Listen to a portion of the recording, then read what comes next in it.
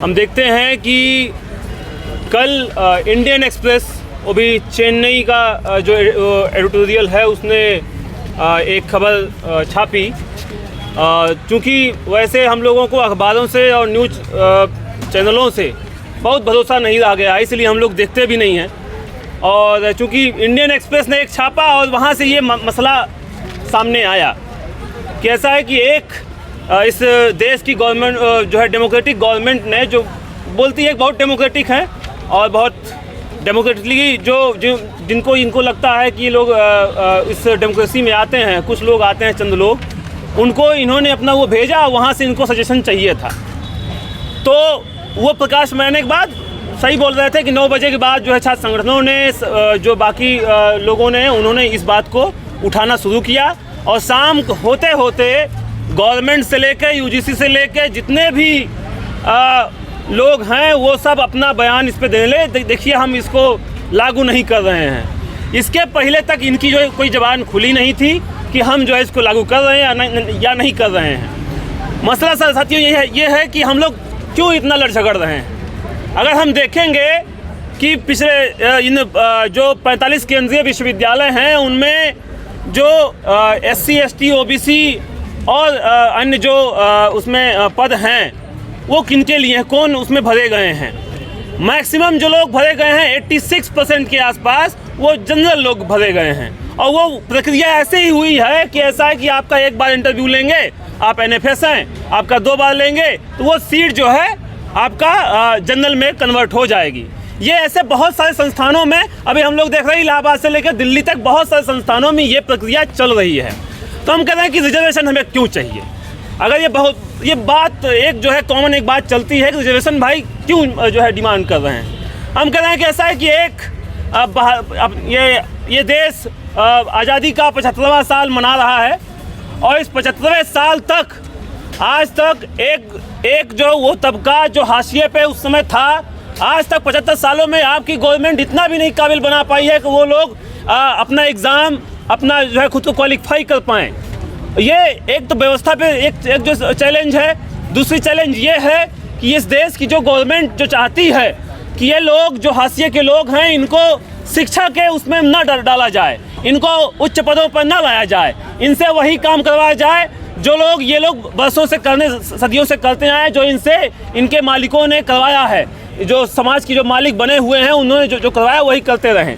हम देखते हैं कि बाबा साहब का एक बात याद आता है जिसमें वो कहते हैं कि इस देश के दलित जो पिछड़ा वर्ग हैं ये सब इस देश के लोगों को तब जो है याद आते हैं, मतलब 2 समय में याद आते हैं। एक तो जब वोट का समय होता है, दूसरा जब दंगे का समय होता है। अभी हम देख रहे हैं कि पूरा एक उन्माद पूरे देश भर में फैलाया जा रहा है। उनमें कौन लोग, किन लोगों के जो है कंधे पे बंदूक रखी गई है हम लोग देख रहे हैं। साथियों, ये भी हम देख रहे हैं कि कौन लोग इस देश में मलाई खा रहे हैं इन लोगों के कंधों पे चढ़ के।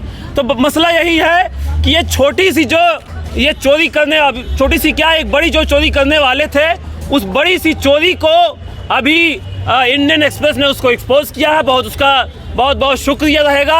और हम लोग रात तक हम कह रहे हैं कि रात में हम लोग जब अपना ऑब्जेक्शन जब भेजने की प्रक्रिया में थे, हमने एक लंबा उनके पूरे जो 56 पेज का है, इसमें 32 पेज इनके वो दिए हुए हैं कैसे कैसे क्या होगा उसको पढ़ने का और उसके बाद उस पर अपना ऑब्जेक्शन देने में हम लोग समय लग गया। उसके बाद हम लोग ये सोच रहे थे कि हम लोग इस ऑब्जेक्शन को दर्ज कहाँ करवाएंगे।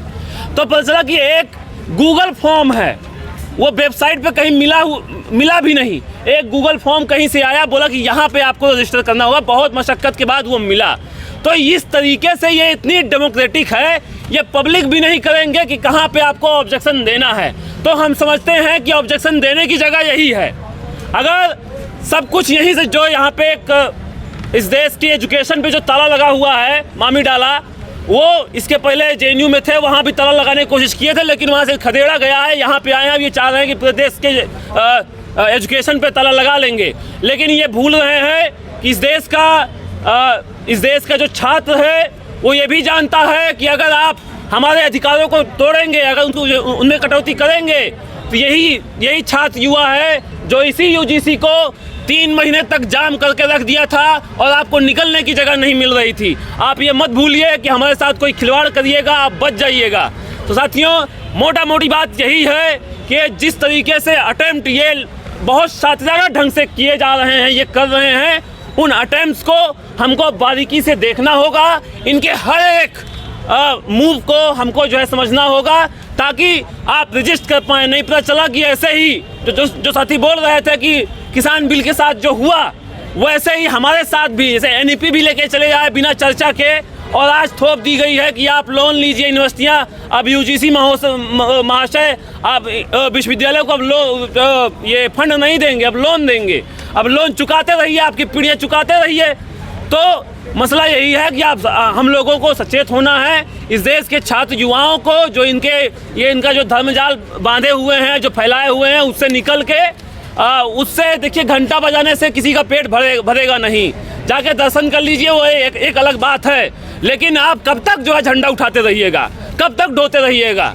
मान लीजिए 1 हफ्ता, 2 हफ्ता, 3 दिन, जो है 3 हफ्ता, 1 महीना, 2 महीने, 6 महीना, उसके बाद आपको भूख तो लगेगी ना। तो उस भूख लगने के लिए एक ही उपाय है। अगर आपको ये पसंद है कि आप झुक कर जीना चाहते हैं पूरे जीवन भर, तो आपको मुबारक। लेकिन अगर आपको लगता है कि ये व्यवस्था जो सदियों से बनाई गई थी कि कुछ ही लोग उच्च पदों पर जाएंगे, उसके बरक्स जो हमको संविधान दिया गया है, जो बना है, जो हमको अधिकार दिए गए हैं, उसकी लड़ाई हमको लड़नी होगी। और ये मुझे नहीं लगता कि ये हमको देंगे, और इसको छीन के लेनी होगी। ये मुकम्मल लड़ाई इसके लिए हमको लड़नी होगी। इन्हीं सब बातों के साथ मैं अपनी बात ख़त्म करूँगा। इनकलाब जिंदाबाद।